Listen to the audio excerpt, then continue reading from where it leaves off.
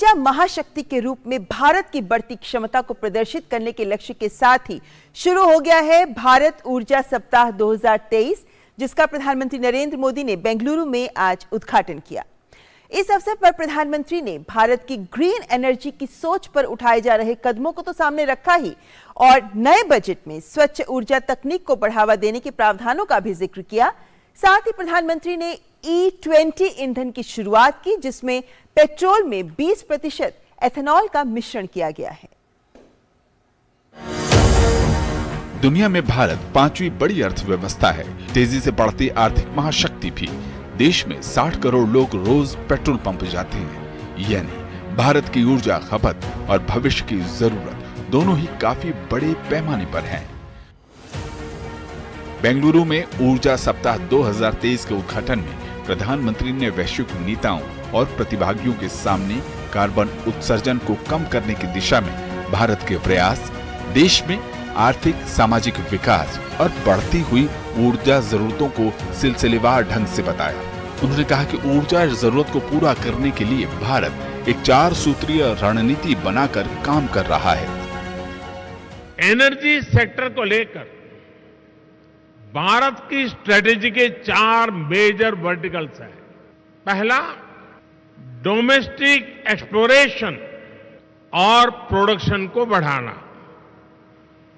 दूसरा, सप्लाईज को डाइवर्सिफिकेशन। तीसरा, बायोफ्यूल्स, इथेनॉल, कंप्रेस्ड बायोगैस और सोलार जैसे ऑल्टरनेटिव एनर्जी सोर्सेज का विस्तार। और चौथा, इलेक्ट्रिक व्हीकल और हाइड्रोजन के जरिए डीकार्बनाइजेशन।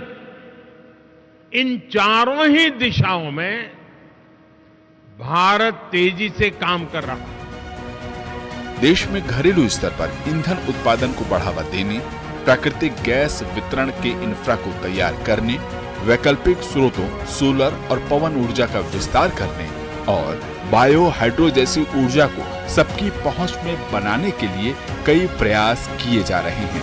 प्रधानमंत्री ने पेट्रोल में एथेनॉल मिश्रण को बढ़ावा देने वाले E20 का भी शुभारंभ किया, जिसके तहत देश भर में 84 आउटलेट शुरू किए गए हैं। वहीं ग्रीन हाइड्रोजन के क्षेत्र में भारत की भूमिका विश्व में अग्रणी बनी हुई है। नेशनल ग्रीन हाइड्रोजन मिशन 21वीं सदी के भारत को नई दिशा देगा। अगले 5 वर्षों में ग्रे हाइड्रोजन को रिप्लेस करते हुए ग्रीन हाइड्रोजन का हिस्सा 25% तक बढ़ाएगा। एनर्जी ट्रांजिशन और नेट जीरो ऑब्जेक्टिव्स को बल मिले। बजट में हमने कैपिटल एक्सपेंडिचर के लिए 10 लाख करोड़ रुपए का भी प्रावधान किया है। इससे भी ग्रीन हाइड्रोजन से लेकर सोलार और रोड जैसे हर तरह के इंफ्रास्ट्रक्चर को गति मिलेगी। भारत ऊर्जा सप्ताह के दौरान प्रधानमंत्री ने ग्रीन मोबिलिटी को हरी झंडी दिखाई।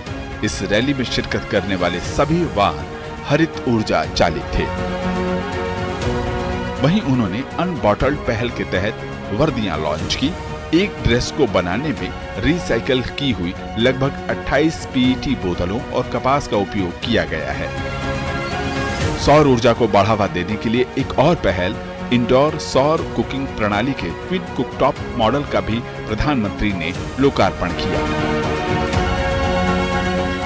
उन्होंने उम्मीद जताई कि सौर पंप की तरह ये भी तेजी से लोगों के बीच लोकप्रिय होगा और आने वाले दिनों में तकरीबन 3 करोड़ घरों में कुकटॉप होगा। प्रधानमंत्री ने कहा कि देश में एनर्जी मास मूवमेंट चल रहा है, जो पर्यावरण हितैषी भी है और निवेश की अपार संभावनाओं से भरपूर भी। भारत में 25 करोड़ से अधिक परिवार हैं। आप कल्पना कर सकते हैं कि सिर्फ सोलर कुकटॉप से जुड़े निवेश में आपके लिए कितनी संभावनाएं बन रही है। साथियों, भारत के नागरिक एनर्जी कंजर्वेशन के प्रभावी तरीकों की तरफ तेजी से शिफ्ट हो रहे हैं। ग्रीन ग्रोथ की तरफ, एनर्जी ट्रांजिशन की तरफ भारत के बड़े प्रयास हमारी वैल्यूज को भी रिफ्लेक्ट करते हैं। सर्कुलर इकोनॉमी एक तरह से हर भारतीय की जीवन शैली का हिस्सा है। रिड्यूस, रीयूज और रिसाइकल का मंत्र हमारे संस्कारों में रहा है। प्रधानमंत्री ने एक प्रदर्शनी का अवलोकन किया जिसमें ऊर्जा खपत को कम करने और नई चुनौतियों से बचने की तकनीक को प्रदर्शित किया गया था। उन्होंने कहा कि वेस्ट टू वेल्थ हो या फिर डीकार्बनाइजेशन की पहल, भारत एक जिम्मेदार देश के रूप में पर्यावरण के प्रति अपनी प्रतिबद्धता के साथ विकास कर रहा है। भारत सबके लिए ऊर्जा, सर्वसुलभ ऊर्जा और सस्ती ऊर्जा की दिशा में आगे बढ़ रहा है। बेंगलुरु से तापस भट्टाचार्य और अभिषेक सिंह के साथ ब्यूरो रिपोर्ट, डीडी न्यूज।